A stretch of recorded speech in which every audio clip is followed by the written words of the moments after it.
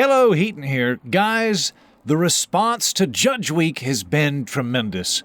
Thank you so much. We have officially crested the 500 patron mark and left it well behind us with over 520 patrons now. It is amazing. I am thrilled. I am thrilled with the quality of the podcast this week. I am so happy that people were excited to get past the partisan bickering to actual, thoughtful understanding of how jurisprudence works. I'm thrilled.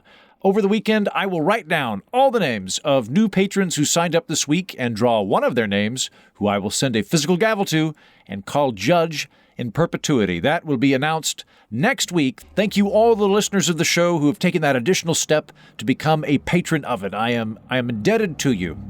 And if you were already a patron of the program prior to Judge Week and you're lusting after a gavel, you might still nab one without going through the hassle of having to apply for a gavel license, or worse, hiring a black market gavel smuggler to sneak you one from over the border. Anyone already on Patreon who increases their support this week or next, you will be entered in a second drawing from an equally illustrious hat. And someone from that will be awarded a gavel and honorary judgeship as well. Many of you have already done so, and I am very, very appreciative of that. Thank you. And I'll continue that through next week, so you've got time. And on that note, next week, I will be, as I am right now, in Oakland, California. Why? I'll tell you why.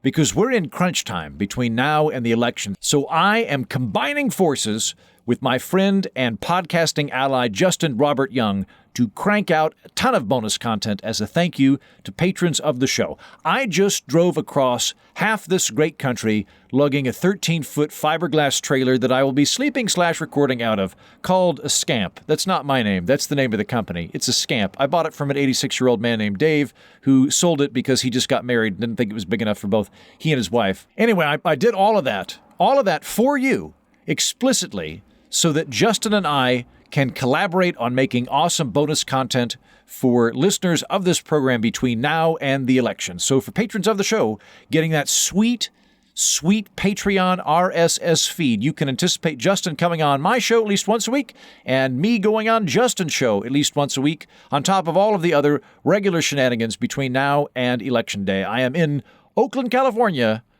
to really put my shoulder in this show for the twilight of the 2020 election cycle. And if you want some of that bonus content, go to patreon.com/Andrew Heaton. So good job, everyone, on Judge Week. Let's leave the court and head to the bar.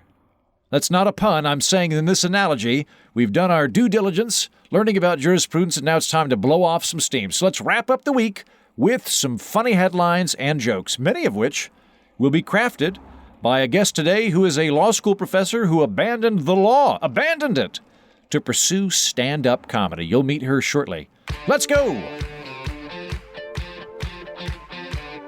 It is Friday, and wow, we've had to be so substantive of late. I am done with that.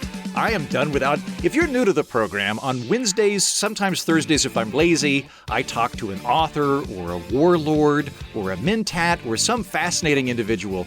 And Fridays are like the victory shots that we do after the big meal. Friday is the intellectual beer bong that I do by bringing on funny people to talk about the week's underserved headlines, and we're going to do that today. We're going to bring on Mike Kaplan. Welcome back, Mike. Happy to be back. Always a pleasure.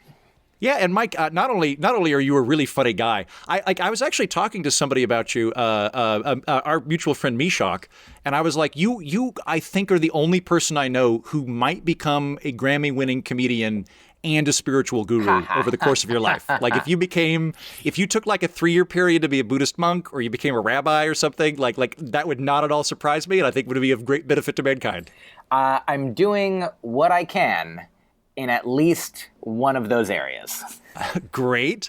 And on the note of other people wearing other hats, we've got Liz Glaser.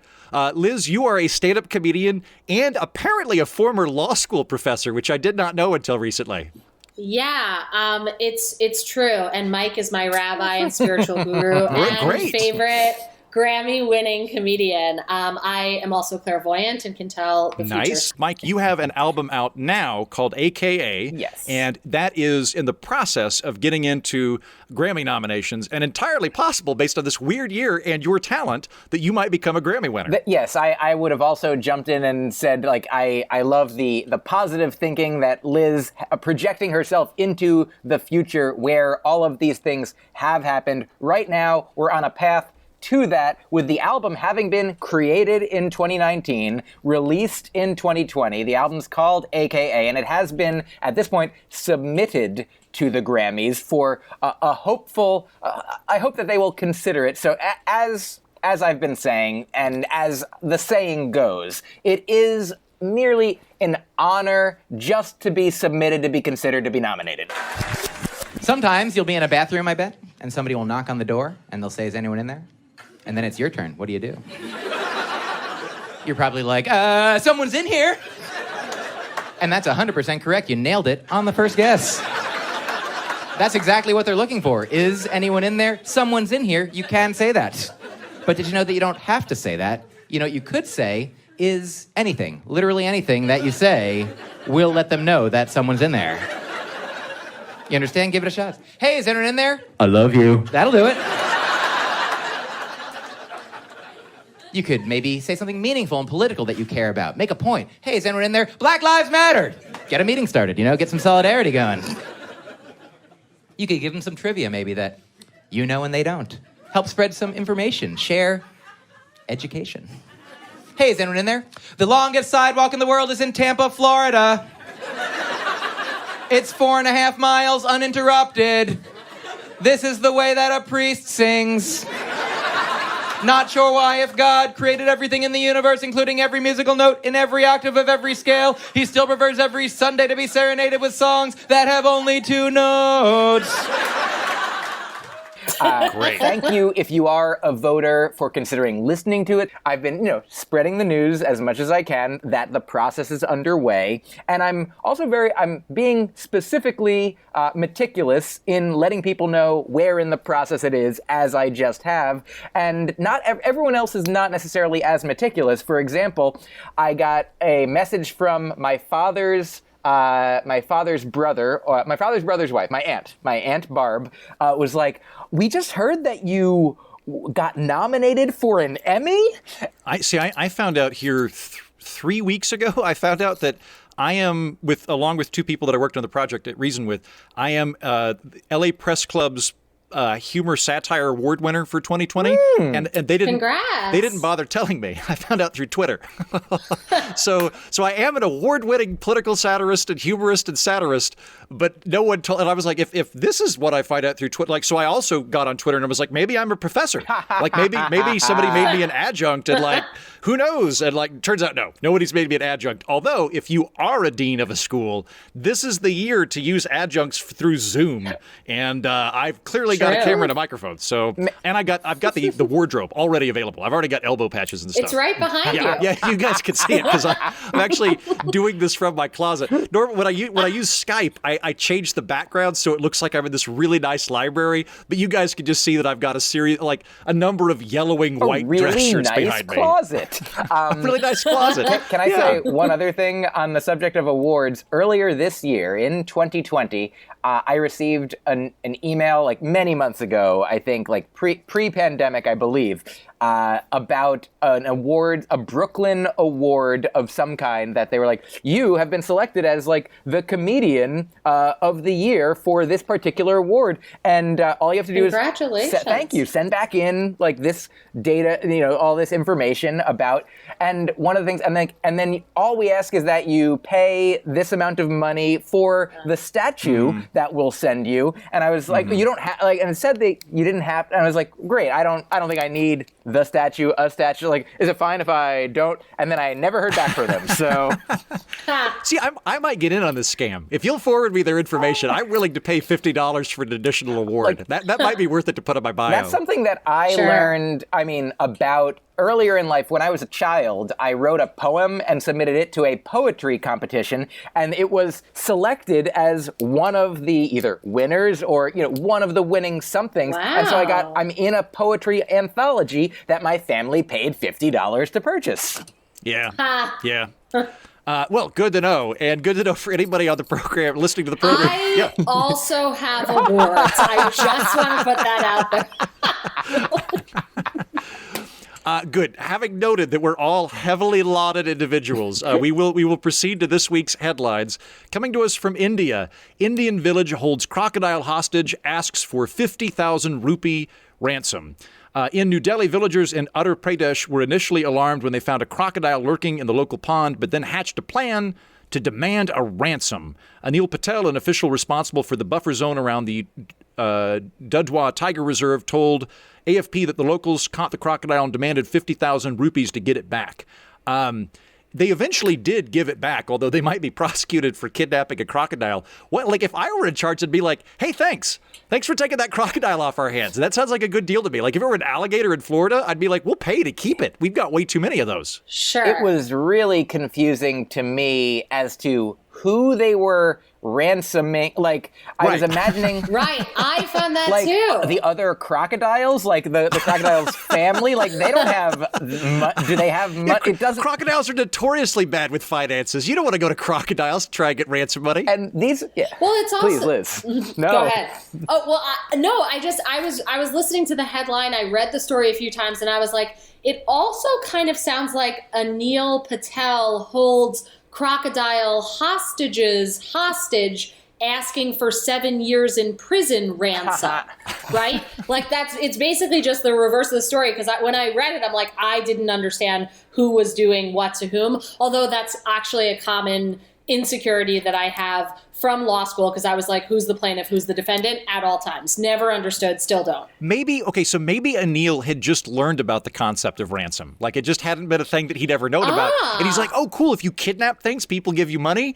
Great, right. Well, we'll kidnap that crocodile. And then they're like, no, sorry, man. This is going to be a horrible day for you, because not only are we not giving you money, we're also going to arrest you. You really whiffed this. Oh, darn. I have two things to add to this. One will be fun, and one will be a serious philosophical legal inquiry. I'll do them in the reverse order. Can we also find that yes, fun? yes. At least, but one will be only fun, and the other one I think might be useful.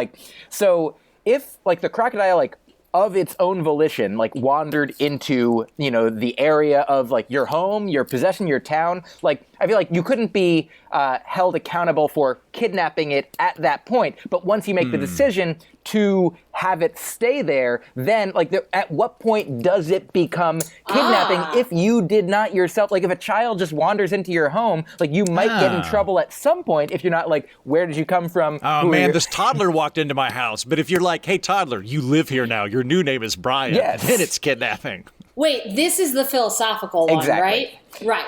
Because it also does relate to the first case in many property law curricula all around law schools across the country, which is a case called Pearson versus Post about two fox hunters and which of these two fox hunters owns a fox. And it's generally speaking, it's a really old case. I think it's from the literal 1700s, if I'm not incorrect. And it's about the first in time rule and basically a metaphorical concept, sort of the word isn't coming to me, but not anything that nobody cares about owning a fox anymore, but we care about how to own things. And one of the theories about that case is actually that we're misunderstanding it because the fox actually was a noxious beast. I think the dissent in that case is why are we even caring about this? This is basically like a rat.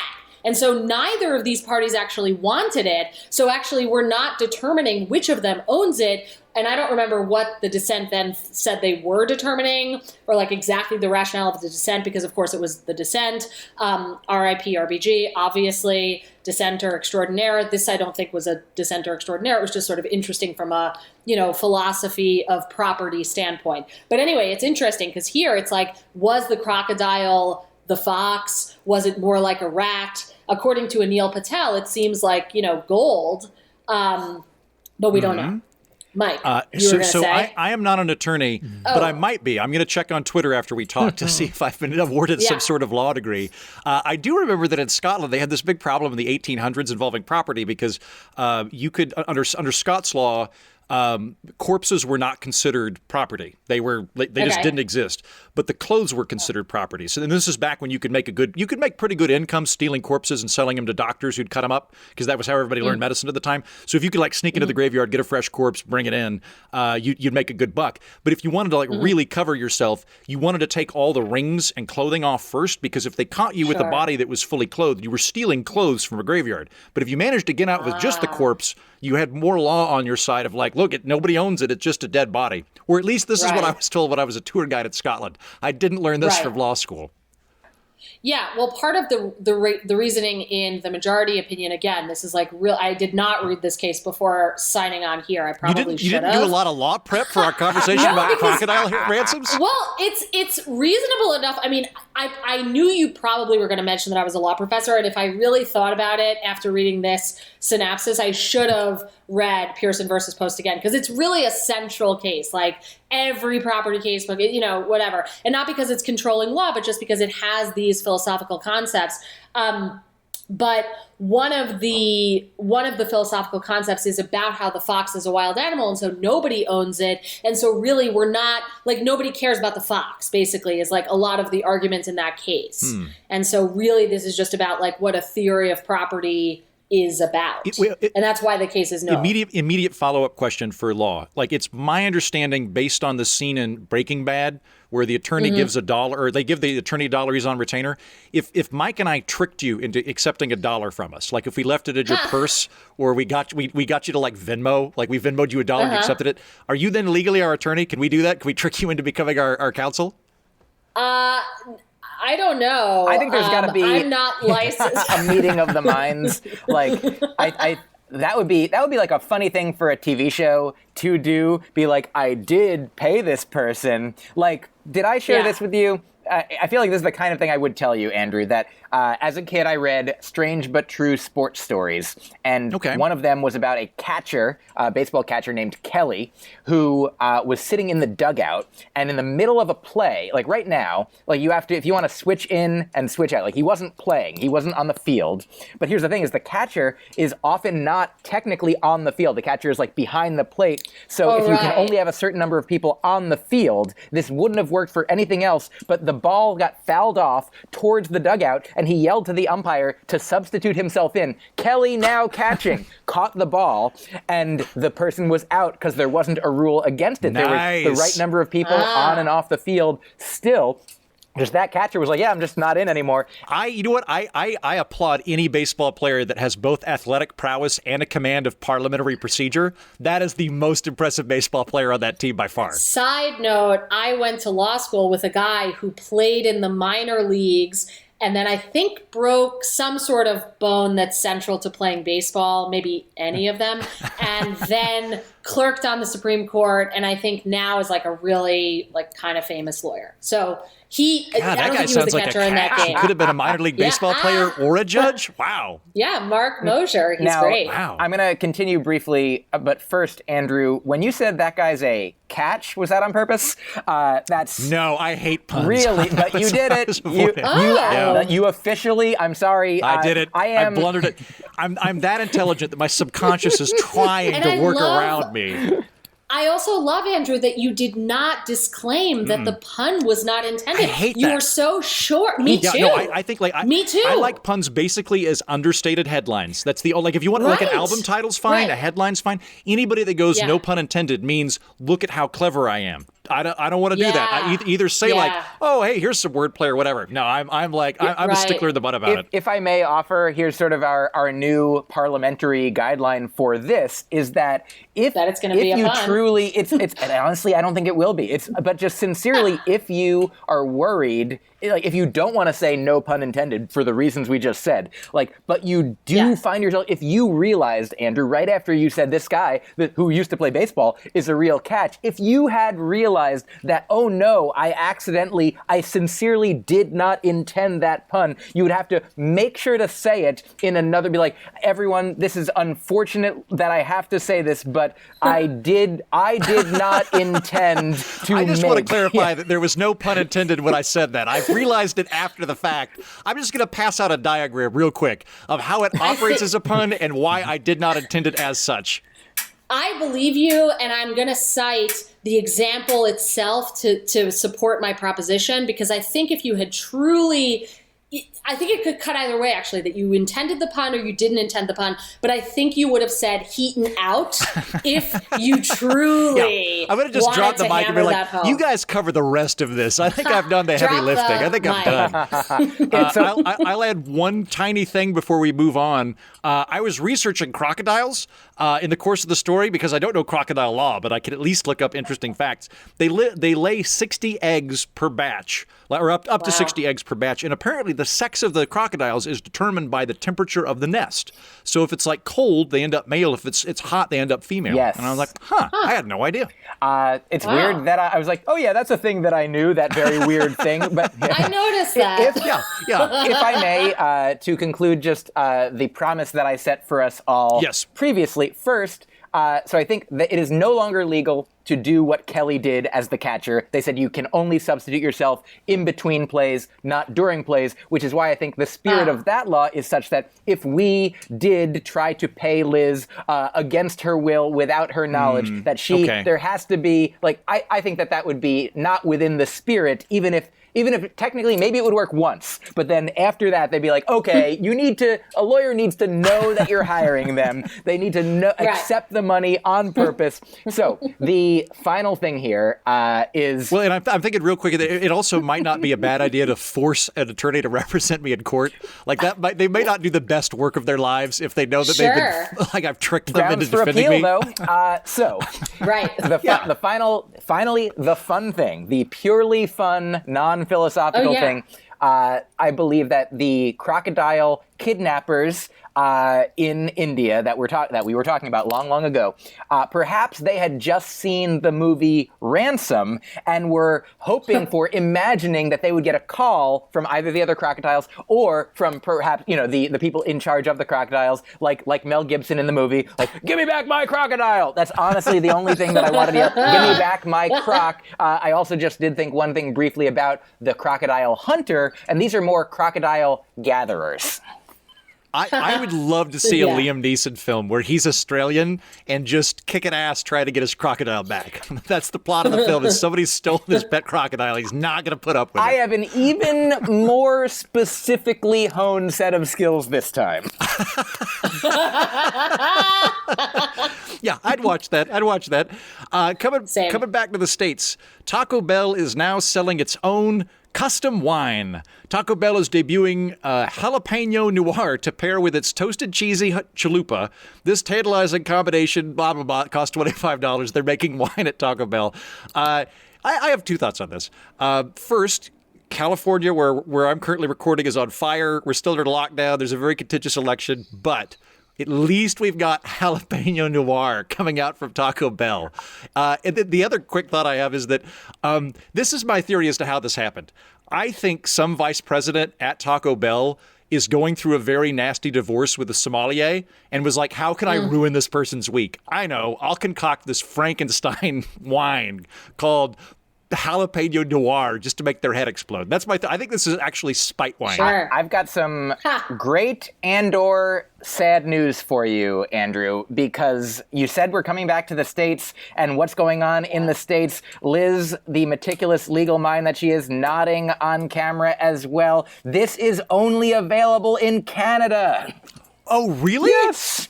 They particularly make the point in the article that they will, when they release the cheese that pairs with this wine in Canada, they will not be releasing the wine. So wait, so they get healthcare and jalapeno flavored Pinot Noir? Man!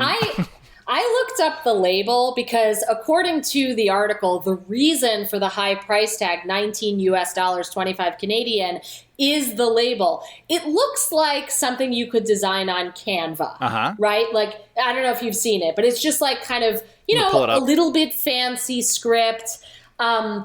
But it reminds me, so they have like $2 Chuck from Trader Joe's, and it's like, Charles Shaw or whatever estate, and everybody knows that it's from there, and like you don't buy it, for example, for a gift because you're basically buying someone a wine whose label says it's like $2, except it doesn't, but everybody knows it is. I didn't know this, and when I was a law professor, I went over to another law professor's house for like a fancy dinner, and I brought $2 Chuck, not knowing, and I just think about how they always must talk about the fact that I did that. Maybe they don't, but that is an insecurity. However, if I would have brought this jalapeno noir, which on the label, it also says Cheesy Chalupa Estates on the label, which I like. I thought that was cool. I was like, yeah. If you were inviting me to go on a wine tasting tour and you were like, we can either go to like Napa Vineyards, El Doce, or Cheesy Chalupa Estates, I'm like, of course I want to go to Cheesy Chalupa Estates. Even if the wine is bad, there's cheese. I've For sure. I've got two things to add as per my usual. One of them won't even be fun, but is just like I'm sort of excited about a thing that I can't believe I hadn't discovered. I don't mean to oversell it, but it'll be more about me and my emotional state than the actual thing it is itself. But kind of you're pairing it with your emotional state like a chalupa and a wine. Yeah, exactly. Great. And what does the label say? As the saying goes together well like wine and chalupa. So one of the things in the notes that I looked over about this story that you provided, Andrew, thank you. It said, I'm just going to read directly from them. It says, wine brands partnering with well-known customer staples isn't new. Kellogg's sold a boxed red wine from House Wine and Cheez-Its snacks earlier this year in response to customer demand that often mixed the two. I like that they're like, look, wine pairing with things is so old. Like, why does this even news? There's obviously a cereal company has crackers that go like what? Like, what is? Why are we even still talking about it? The little tagline you just mentioned. The product was in response to customer demand that often mixed the two. So there were customers apparently that were like, Kellogg, damn it! Make us wine we can pair with these Cheez-Its. Right. We're sick of waiting. We always eat Cheez-Its with wine. Like they're like, picketing Kellogg outside. I am tempted at this point. Like I don't have a good wine palate. I learned to drink wine in Slaughterville, Oklahoma. And it like and the saying from the guys that ran the vineyard there was like Oklahoma was the land of sweet tea. It should be the land of sweet wine. So like everything tasted like Mogen David or Mogen. I can't remember, like Jewish table wine. Sure. The Manischewitz. That's it. It tasted like Manischewitz. Yeah. At the time, maybe it's different now. I don't know. And I learned to drink that with dollar pizza because I was in college, and so that to me is how I pair stuff. So I'm thinking maybe I should lean into this and like get a wine collection of joke wine and like Kellogg wine and stuff like that, and then eventually be noted as like he has the world's largest collection of joke novelty wine. That's something I can pull off. Customer demand that often mix the two. Yeah. Like you're not There's alone. apparently a huge like Venn diagram of people that love Kellogg Cheez-Its and wine. And I'll tell you this, Andrew, if you do that, then I will send you my award once you send me $40. Great, perfect. I'm gonna get this jalapeno noir, and I'll get the Mike Kaplan Comedy Award of Audience, Comedy Brilliance Award. Fantastic, and then I'll mail it to Liz, which will somehow trick her into being my attorney. This is great. All of this will work out. All right. I'll put you all in prison for demanding that ransom. All right, next story. Emmy presenters will hand out trophies in hazmat tuxedos. The 72nd annual Primetime Emmy Award winners may be celebrating alone in their homes during the live virtual broadcast on Sunday, but those who win will have someone show up in a formal hazmat suit to give them their award. The formal hazmat suits were designed by Katja Cahill and executive producer Guy Carrington. And so first of all, not only do we now know that Taco Bell is coming out with its own wine line, which I think makes the world a little bit better, we also know that there is such a thing as a formal hazmat suit. Although, Right. I feel like I could have designed one of these because I looked at a couple of these and it's like they're basically just body, like they're sleeping bags with legs. It's like a shark suit. Right, exactly. Right. Like it's a trash bag you could walk in. Like I could have added a bow tie and like some of those gold bands like Rehnquist had, like a naval captain. Yeah. Like that's what I would have done, and Yeah. I feel like I'd be okay. So I don't know. I'm not going to give Katja What's Her Name too much credit. The two things I'll add this time. Number one, so this has now, I believe, already happened. The Emmys, and I saw Rami, who was up for an Emmy, took a... Wait, did I just miss that whole thing? The Emmys have already happened? Yes, the Emmys Okay. have Last very night. recently happened. Whenever it was, because we pre-recording this, but apparently I was completely off base. Okay, good to know. I was wrong. Yeah, but definitely, whether recording this now or whether it's when it's coming out later, it already happened. Right, either way. And Yes. I saw a video of, like, they sent people to everyone. It seems like all of the nominees' houses, including the non-winning nominees. And so Rami took a video of when he found out he lost, and it's just the person holding an Emmy outside of his home and then waving goodbye and walking away. Wait.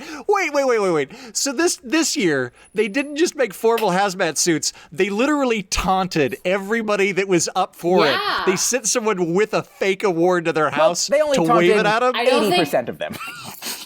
So, Right. so then you really knew you sucked if you didn't even get a taunter. Like there's now like 3 levels. There's like the real guy, the taunters, and the people that they didn't even send somebody. I understand the miscommunication is they weren't taunting 100% of the people because at least some of them won. So those people weren't being taunted at all. I would say. Right. Okay. But I think some of the Emmys didn't have You're probably people because they were talking about how there were like electric boxes and they would either come out with an Emmy or not. So I don't know. I'm guessing it also had to do with who was around, like who lives in LA. That makes and, sense. Oh, you yeah. know, who They're doesn't. not, maybe they weren't Yeah. going to fly across the world if somebody... Right. Great. Right. The second point is, I think the second point was just, I like that you're like, back to the States for this one. I'm like, nope, it's actually Canada. And you're like, and now in the future, I'm like, nope, it's actually the past. So. Yeah, I always research these headlines around 1 o'clock in the morning and usually don't have a great grasp of them. I will say also, I realize this might be... I spend all my time researching crocodile facts, so I don't actually have time to focus on the details in front of us. Time well It's what's spent. important. My girlfriend Rini shared with me yesterday a video of a guy he was like, the masks that you have, like you can't really be very expressive with your face. It's hard to communicate. They come on, they fall off. So he's like, he created like an astronaut like bubble for his head that's totally clear, that has like a microphone and speakers on the outside. Oh, cool. So he can hear and be heard. He can be Wow. seen. He can't touch his face if he touches things. It's like, Right? It's pretty sweet. So That's nice because I was awesome. thinking about getting like Velcro mouth like emoticons that I could put on my mask of like I'm in a happy mood, I'm in a bad mood, right? But the astronaut helmet actually like that appeals to the sci-fi dork in me of like, yeah, this is great. I'll wear a like fishbowl. it. Okay, so now we're going to jump, I believe, to Africa, I think, but I'm waiting for the show ombudsman to let me know. R&B singer Akon is building a real-life Wakanda worth $6 billion in Senegal. The award-winning R&B singer Akon is going ahead with ambitious plans to build a futuristic city in Senegal that he will be the real-life version of Wakanda from the movie Black Panther. Here, I think this is awesome. I think this should absolutely be a thing. If you're a very wealthy rapper with excess cash, build a city in Africa and just spend billions of dollars. I think that'd be amazing. I think everybody should get on this. Like Warren Buffett should like create Buffettburg. There should be Gatesville. Kanye West could be West Kanye. I think and then they should all just compete to see who has the best city and like build up these cool like experimental towns. I think it's a great idea.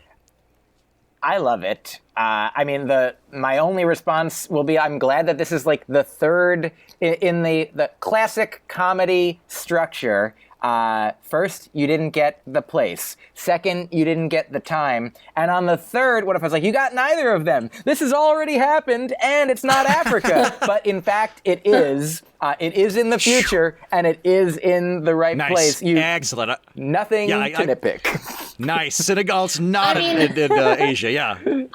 I do have a nit to pick, which is with Akon, and I'm not here. I don't know if what's been resolved or whatever, but like from what I knew, and I did research this, Akon might not be best suited to be in charge of this wonderful society. Because allegedly he had some underage girl situation happen in 2007. He was humping a 14-year-old on stage. Ooh. And then in addition to that, he tossed a fan who was 15. This was not sexual, I don't think, into another fan.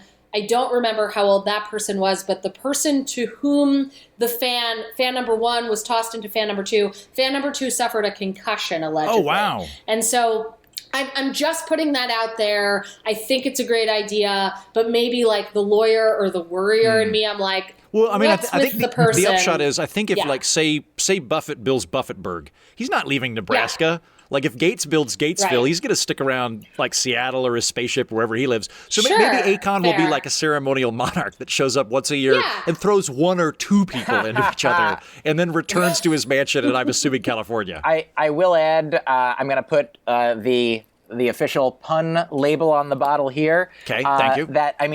If that is true, what Liz has researched and is alleged to be so, at least, if not is verifiably so, then it seems that in 2 ways is his name perfect for this. Number 1, he might go to jail and he'll be Akon. And number 2, that will make it so that this whole thing isn't going to happen at all, and it's Akon. Ha! Nice. Final story for the day. Naked Pritchard man steals golf cart, goes on joyride through town. Pritchard being a town on the outskirts of Mobile, Alabama. A naked man stealing a golf cart and taking a joyride through town isn't the story we share every day, but that's what happened for Jason Quinley on early September. I think this is pretty self-explanatory. I don't know that I even have to really explain this. A naked man stole a golf cart. Yeah, please, go ahead. Yeah, the latter portion of this article, or the parts that you shared with us, I found to be really interesting. Okay, so here, the guy steals the golf cart, right? And he says that he's going sort of fast. Quinley, the guy who saw the naked guy, he's going 35 miles an hour, which is pretty quick. That's difficult to chase after a naked guy at 35 miles an hour. It says 30, okay, which I say just for precision, because at the end of this, Andrew and Mike, reads to me like a math word problem. Okay, so he's going 30 miles an hour, and then there are a few guys from the neighborhood took off in about 6 trucks, and it still took them 20 minutes to get the guy in the golf cart. So my thing is, the story isn't about the naked guy in the golf cart. It's about, what are these trucks? How slow do the trucks with the clothed people go that they can't catch the naked guy in the golf cart? Fine, I'm really excited for this. I've got one answer to that and one other thing to say in classic Mike has 2/many more things to say fashion. Next time I'm going to insist that we all outline our points beforehand so that I can more orderly do the comedy. Point 1 I'll do first is, before we began recording, Andrew, I hope it's okay to pull back the curtain slightly in that you, graciously, to which I'm grateful for, having me on to help spread the word about my submission to the consideration for nomination to the Grammys process. You said I even selected a few stories in hopes that they might help tee you up for such the Emmys. That's like the Grammys. You are tipping the deck. Yeah, I was about to say, I picked the Emmys. So you can catch the award. And I picked an award-winning rapper. See what I did? Yep, and I did not. I left one on the table. I left the other on the table. And yet this is the one that I was like, oh, Alabama. There's actually a few tracks on my album in which Alabama plays a really not, if not titular role in the track. I do think Alabama. I was performing recently at a place called Moe's in Alabama, and depending where I am and where the audience is from, people will sometimes cheer at different parts of the sentence. Like one time I said Alabama, and a guy went, woo, and I was like, oh, are you from Alabama? And he goes, Roll Tide, which for those that don't know means he is from Alabama. Because he did not answer my question. Alabama plays an extreme role. Wait, especially if you're driving either a golf cart or one of 6 trucks that have a sound system, then it's great. Absolutely, and this is the quickest thing that I could possibly say just to answer your question. How is it possible that, like, what's going on with these clothed truck drivers? And I think that the answer is there in that we all know if you want to go faster, you got to remove all the drag, you know? Right? Yes, that's the problem, is he was more aerodynamic. Well, I'm actually thinking, this is where the cynic in me comes out. What if there's just a very clever PR firm for a golf cart company that's like, what if, like, we were going to get a lot of press if we could outrun 6 trucks in Alabama? How would we even do it? I know, get a naked guy. And so they just, like, paid a naked guy to, like, here's the deal, we're going to pay your court fees, don't worry. And, like, here we are, he's getting free advertising. I don't know the name of the company, but apparently there's a very fast golf cart out there. This will be coming soon to the next season of Nathan For You. I don't know if you're familiar with that show, but Yeah, I like that one. Yeah. this could be, this would, I don't want to say, like, because when people say to me, Mike, I came up with a joke that's just like you would write, sometimes they're right. And sometimes it's slightly, like, look. I was about to say, that sounds like it could be horribly insulting. If I wrote hey, first of all, I can do what you do. I just decide not to. And secondly, here's what I think your sense of humor is, and then proceed to say a horrible joke. It's always well-intended. It's always like they get joy from me. It's never certainly intended to be insulting. They're always like, oh, I did a thing. You do a thing, and it's so rare that I can do a thing, but I think that I did a thing like you, so I don't want to do that to Nathan. I'm like, this is exactly what would be on Nathan For You. Just you get a naked guy and you sell a bunch of golf carts. I'm glad you prefaced that. If he's listening, I'm sure he will appreciate the clarification there. Oh, it's my new show. It's actually called Naked For You. It's always get a naked guy. You know what? I think if you were to come up with a reality television show where it was a group of, like, high-powered consultants, the only rule was it had to involve nudity. Whatever it was they were trying to fix. Like, man, our company's down 8% of efficiency. And they're like, okay, we're going to figure out a way to incorporate testes into this, but we will get it done. Like, I would watch that. That'd be challenging for them. It'd be challenging for the audience. Sure. Final thought is, I think, if this is in fact just a random guy that popped off, I think we should actually come together as a society and sort of designate appropriate freakout type things that we do during lockdown. So, like, assaulting people, bad. Don't do that. I don't think you're justified in assaulting people. Correct. Getting naked and joyriding in a golf cart, as long as you don't damage the golf cart and you're willing to pay the gas, like, I'd say everybody gets at least a couple get out of jail cards free for that. Like, I'm okay until we get a vaccine of, like, nudity high-speed chases. I think that's fine. Yeah, I'll just add, I'd say they also maybe pay the reupholstery or, like, cleaning fee. Yeah. You ought to bring a towel. Like, you really should, particularly if you're in Mobile, Alabama. Like just as a nicety. Go ahead and do that. Or bring some squeegee with you. Well, maybe in Akon society, they'll be able to do those kinds of things. We can only hope. And Akon, if you're listening, I think, granted, I know that there's a history in Africa of paradropping white guys in to be the regional governor, but I'm going to say as just a transitionary regional governor, I think it'd be great from Akon City. Before you hand it over to the locals, I think it'd be, based on my nudity ideas and everything, it'd be good. Well, guys, it's been a pleasure talking to you. Liz Glaser, it's been very nice to meet you and talk to you. And the same, Andrew. Be funny with you. And Mike, it's always a pleasure to talk to you, bring you back on. Best of luck with your album. That's AKA. And let us know if you win the Grammy. I will. I mean, you heard it. If I do, then we're going to use the clip of Liz saying that I did already here in the future. Yeah. You heard it here second.